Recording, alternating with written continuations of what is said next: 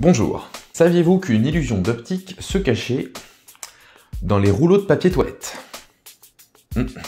Et pour cela, vous allez avoir besoin de deux rouleaux de papier toilette. Un qui est neuf et un autre qui ne l'est plus. Et si vous posez sur une table les deux rouleaux et que vous regardez les tubes en carton qui sont au centre, eh bien vous allez vous rendre compte qu'il y en a un qui paraît plus petit que l'autre. Le tube de ce rouleau paraît plus petit que le tube qui est ici. Je ne sais pas si à la caméra vous voyez bien, mais clairement ce tube-là, celui-ci, paraît plus petit que celui-là.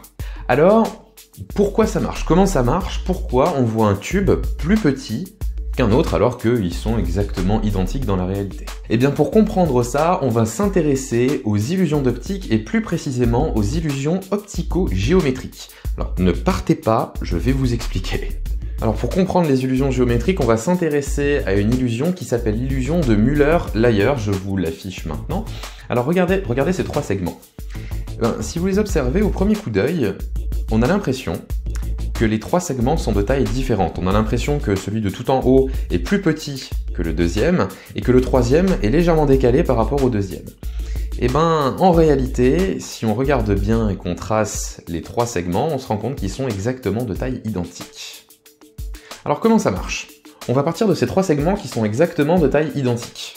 Ces trois segments, on va les appeler les éléments test. Les éléments test dans une illusion géométrique, c'est les éléments que l'on veut distordre, que ce soit en termes de taille, en termes de proportion, en termes de courbure. Donc là, on va essayer de changer la taille de ces trois segments sans y toucher. Et pour que l'illusion fonctionne, on va rajouter un deuxième élément, ce qu'on appelle les éléments inducteurs. Dans le cas de cette illusion, les éléments inducteurs, ce sont ces flèches qu'on trouve au bout des segments. Si ces flèches sont en angle aigu, alors à ce moment-là, on va avoir l'impression que la droite est plus petite, mais cette fois-ci, si on passe avec un angle obtus, on va avoir l'impression que le segment est plus long, qu'il est allongé. Et c'est grâce à cet élément inducteur qu'on va pouvoir venir jouer sur l'illusion de la taille de notre segment. On va prendre une deuxième illusion géométrique et vous allez voir, on va se rapprocher de nos rouleaux de papier toilette. C'est l'illusion de Titchener. L'illusion de Titchener, c'est celle-ci. Alors vous l'avez peut-être déjà vue. Regardez ces différents cercles et notamment regardez les deux ronds bleus. Si vous observez bien, on a l'impression que le rond bleu supérieur est plus petit que le rond bleu qui est en bas de l'image. Et pourtant, si on enlève les ronds noirs qui gravitent autour de chaque rond bleu, eh ben on se rend compte que les deux ronds bleus sont exactement identiques. Eh bien, si vous avez bien suivi, on peut retrouver les deux éléments, c'est-à-dire tout d'abord l'élément test. Donc là, les éléments test, ça va être ces deux points bleus qui sont exactement identiques. Maintenant, ce qu'on veut, c'est changer leur taille.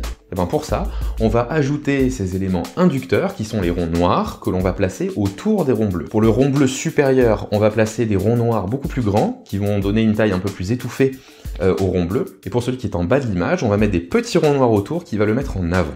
Et c'est ainsi qu'on va avoir l'impression que ces deux ronds bleus sont de tailles différentes. Donc si on reprend nos rouleaux de papier toilette, eh ben c'est exactement la même chose. Dans notre cas, les tubes en carton au milieu, ce sont les éléments test, et le papier qui entoure les tubes sont les éléments inducteurs. Comme là on a beaucoup plus de papier autour du premier tube, eh ben on a l'impression que le tube est plus petit que celui-ci qui a beaucoup moins de papier autour. L'élément inducteur est beaucoup plus petit. Alors c'est bien beau tout ça, mais pourquoi ça marche? Plus précisément, comment ça marche au niveau de notre système visuel? Pourquoi on perçoit ces éléments qui sont plus petits que les autres?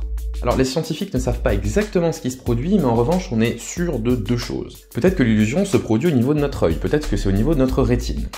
Et bien pour répondre à cette question, il y a une expérience qui a été menée par des scientifiques. Ce qu'on a fait, on a simplement séparé la vision d'un sujet en deux.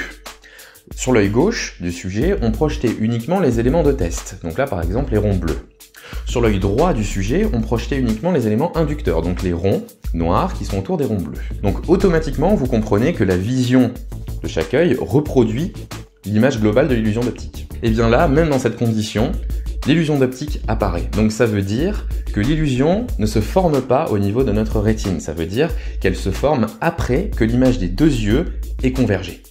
Alors du coup, on pourrait penser que c'est au niveau cognitif, que c'est au niveau de notre raisonnement, de notre réflexion, qu'on arrive à percevoir cette illusion. Eh ben, pas vraiment, parce que regardez, si je vous remontre cette image, vous savez que les deux ronds bleus sont de taille identique, et pourtant, vous percevez encore une différence de taille entre les deux ronds bleus.